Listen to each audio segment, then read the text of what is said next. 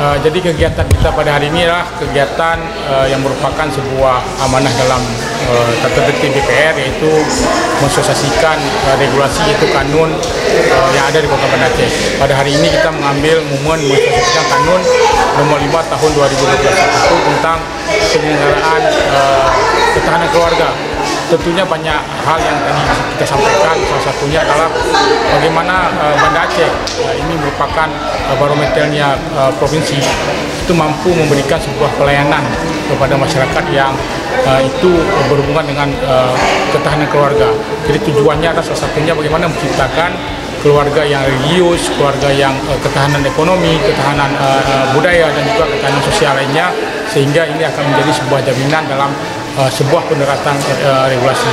Dan alhamdulillah hari ini antusias daripada bapak-bapak dan juga mahasiswa yang ada di Universitas Mekah memberikan warna itu, sehingga kita berharap bahwa ini mampu tersampaikan ke bawah terhadap regulasi ini, yang tentunya kampus juga sebuah media yang itu ada kaum intelektual, dan ini mampu dijabarkan di dalam atau disosialisasikan ke bawah kepada masyarakat lainnya.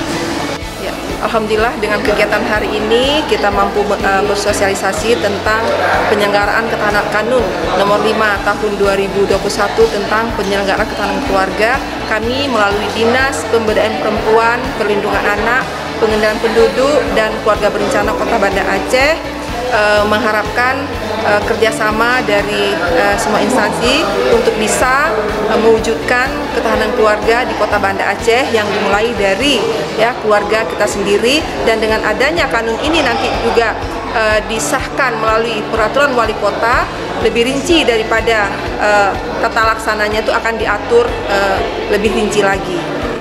Oke, terima kasih.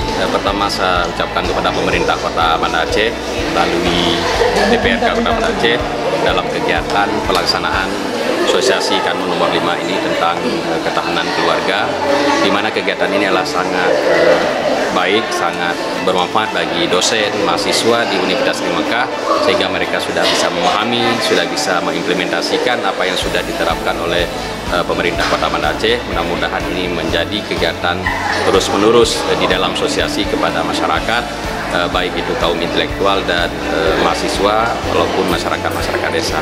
Mudah-mudahan ini bisa menjadi kebaikan bersama di dalam melaksanakan ketahanan keluarga, baik dalam bidang spiritual, bahkan dalam bidang berbudaya, khususnya untuk Kota Banda Aceh yang sangat diharapkan oleh masyarakat.